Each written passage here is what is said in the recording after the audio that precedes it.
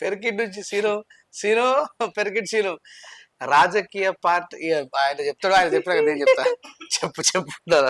ఒకటి dear friends, తప్పుగా అనుకోవద్దు, చాలా ఛానళ్లలో చెప్పిన విషయమే. నాకు వ్యక్తిగతంగా రాజకీయ ఆసక్తి లేదు. మీటు నా దగ్గర ఆసక్తి లేనప్పుడు కట్టెపుల్ల పెట్టి పైకి లేపితే ఎంతసేపు ఉంటాం?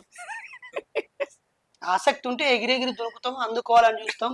వీళ్ళని కన్విన్స్ చేయాలి, వాళ్ళని కన్విన్స్ చేయాలి, వీళ్ళని ఇంప్రెస్ చేయాలి, వాళ్ళని ఇంప్రెస్ చేయాలి, 4 ఓట్లు సంపాదించుకోవాలి, ఓట్ల రూపంలో మా బలాన్ని ప్రదర్శించాలి, ఓట్లు ఏం చేస్తే వస్తాయో ఆ పని చేస్తూ ఒక సర్కిల్లోకి వెళ్ళిపోతాం. నిజమే, రాజకీయాలు చాలా గొప్పవి, అల్టిమేట్.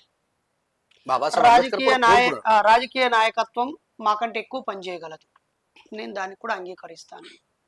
కానీ నా వ్యక్తిగతంగా ఉన్న అభిప్రాయం, అన్న అభిప్రాయం ఏంటో అన్నయ్య చెప్తాడు. కానీ నాకైతే బాబా పెరియర్ రామస్వామి తన 45వ ఏట అన్ని రాజకీయ పదవులను త్యాగం చేస్తూ, నేను ఓట్ల ద్వారా మెజారిటీ ప్రజల మెప్పు పొందడం కోసం నా మనసు నేను చంపుకోలేను, మెజారిటీ ప్రజల కోసం ఏమైనా చేయాల్సి వస్తుంది రాజకీయాలల్లా, కాబట్టి నేను నా సైద్ధాంతిక పునాదుల మీదనే ఉంటాను అని చెప్పి ఆయన చాలా స్పష్టంగా స్టేట్మెంట్ ఇచ్చి 95 ఏళ్ళ దాకా బతికిన ఆయన 50 ఏళ్ళు రాజకీయాలే చేసిండు, కానీ పార్టీల పరంగా పోలేదు. ఆయన మద్దతు ఇచ్చిన వాళ్ళు గెలిచారు, ఆయన శిష్యులు గెలిచారు, అలానే నా శిష్యులు గెలుతారు, నేను మద్దతు ఇచ్చే వాళ్ళు గెలుతారు అనే పదాలు కూడా నేను ఇప్పుడు వాడను. నా పని, నా ద్వారా జరిగే మేలు వల్ల ఈ సమాజానికి ఏ రకంగా మేలు జరుగుతా ఆ రకంగా మేలు చేసుకుంటూ చైతన్యం చేసుకుంటూ పోతా. కానీ నేను మాత్రం రాజకీయ పార్టీలకు అనుబంధంగా మారడానికి ఇష్టంగా లేను, రాజకీయ పార్టీని స్థాపించే ఆసక్తితో లేను. అలాగే ఒక నియోజకవర్గం, అది పార్లమెంటో అసెంబ్లీయో, ఒక నియోజకవర్గంలో ఉండి ఆ ప్రజల అన్ని రకాల సమస్యల మీద మాట్లాడుతూ పనిచేస్తూ అందరికి అందుబాటులో ఉంటూ అక్కడే జీవించాలనే ఆలోచన నాకు లేదు.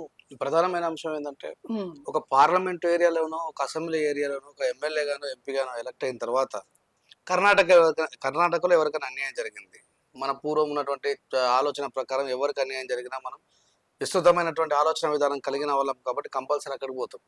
అట్లా కర్ణాటకలో ఒకరోజు, ఆంధ్రాలో ఒకరోజు, ఒరిస్సాలో ఒకరోజు అట్లా తిరుగుతున్న సందర్భంలో చూసిండ్రా మా పార్లమెంట్ సభ్యుడు కనీసం మమ్మల్ని ఎవరు పట్టించుకోకుండా తిరుగుతున్నటువంటి నిరాపనిందలు మోయడానికి మేము సిద్ధంగా లేము. రెండో విషయం ఏంటంటే, రాజకీయాలు చేయొద్దని కాదు, బాబాసాహెబ్ అంబేద్కర్ గారు ఇండిపెండెంట్ లేబర్ పార్టీ ఇవన్నీ స్థాపించిందే రాజకీయాలు చేయాలని. రాజకీయాలు చేసే వాళ్ళు చేస్తూ ఉన్నారు. మేమైతే విస్తృతంగా ఆయన ఆలోచన విధానం ప్రకారమే నాకు కూడా ఏంటంటే, సంఘ సంస్కర్తగానే ఉంటే మనకు ఒక బౌండరీ అనేది ఉండకుండా పనిచేసేటువంటి ఆలోచన ఉంటుంది, అట్లానే ఉండాలని నేను కూడా అనుకుంటున్నాను.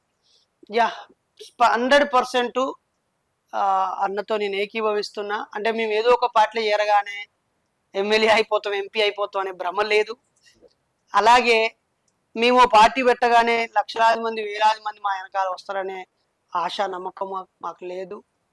అలాగే గుర్తుపెట్టుకోండి ప్రజలారా, మిత్రులారా, ఇప్పుడు చాలామంది వీసీకే పార్టీ తిరుమావలన్ సారు, ఆజాద్ రావణ్ గారు, విశారదన్ గారు, తర్వాత మందకృష్ణ గారు, ఇంకా అంటే బిఎస్పి నుంచి పరంజ్యోతి గారు, చాలామంది, మాయావతి గారి నాయకత్వంలో బిఎస్పి పార్టీ, ఆర్పిఐ పార్టీ నుంచి కొంతమంది, ఇంకా కొంతమంది ఔత్సాహికులు వ్యక్తిగతంగా కొన్ని పార్టీలు పెట్టి ముందుకు సాగుతున్నారు. మీరు సెక్యులర్గా, డెమోక్రటిక్గా ఉండేటువంటి పార్టీ జనసేన నుంచి పవన్ కళ్యాణ్ గారు పార్టీ పెట్టి నడుస్తూ ఉన్నారు. ఎక్కడెక్కడో ఎన్నెన్నో పార్టీలు నడుస్తున్నాయి, ప్రాంతీయ పార్టీలు, టిఆర్ఎస్, బిఆర్ఎస్ ఉంది, ఇక్కడ వైఎస్ఆర్సిపి పార్టీ ఉంది, తెలుగుదేశం పార్టీ ఉంది, డీకే పార్టీ నుంచి కూడా తెలంగాణలో, ఆంధ్రాలో కొంతమంది పనిచేస్తున్నారు. కాబట్టి మీకు నిజంగానే రాజకీయ పార్టీల ద్వారా మార్పు 5-10 ఏళ్లలో సాధ్యమని మీకు అనిపిస్తే మీకు నచ్చిన పార్టీలో మీరు చేరండి, నిస్వార్థంగా పనిచేయండి, మీ నియోజకవర్గంలో సమస్యల మీద మీరు పోరాడండి. ఆ సందర్భంగా మా గొంతో లేదా మాకున్న పరిచయమో, మా పాపులారిటీయో, మా పాత్ర అవసరమని అనుకుంటే నిస్వార్థంగా మేము పార్టీలకు అతీతంగా వస్తాం. అది మతం పేరుతో చేసే పార్టీలు కాకుండా మీరు ఏ పార్టీలో పనిచేసినా అభ్యంతరం లేదు. పార్టీలన్నీ వారసత్వాలతో, కులంతో, మతంతో, డబ్బుతో, కుళ్ళు కుతంత్రాలతో ఉన్నాయి. ఈ పరిస్థితుల్లో ఇలాంటి క్వశ్చన్స్ వేసి మమ్మల్ని కవ్వింపు చర్యలకు పాల్పడి ఆ ఏదో చెయ్యాలని ఏదో ఆన్సర్ రాబట్టాలని అనుకోవద్దు. నాకైతే ఎక్కడ ఏ కోశాన కూడా జయప్రకాష్ నారాయణ లాంటి వాళ్ళు, అలాగే జేడి లక్ష్మీనారాయణ సార్ లాంటి వాళ్ళు కూడా కొన్ని ప్రయత్నాలు చేసి వాళ్ళు అనుకున్నన్ని ఫలితాలు వాళ్ళు సాధించలేదు. కాబట్టి ఇండిపెండెంట్ పర్సన్స్, నాన్ పొలిటికల్‌గా డబ్బు ఖర్చు లేకుండా, మద్యం లేకుండా ఇలా ఒక చైతన్యంతో సమాజానికి సేవ చేసిన వాళ్ళు ఎన్నికవుతున్నారు అనే వాతావరణం ఏర్పడి, పార్టీలు ఇచ్చే నా తరపున చెప్పు నిలబెట్టినా, కుక్క నిలబెట్టినా గెలుస్తారు అనే అహంకారం పోయి, ప్రజలు చైతన్యంతో ఉండి ఓట్లు వేసే స్థితి వచ్చి, ఇండిపెండెంట్లు గెలిచే వాతావరణం వచ్చినప్పుడు ఈ ప్రశ్న అడిగితే మీకు అనుకూలంగా సమాధానం వస్తదేమో. ఇదే నా సమాధానం.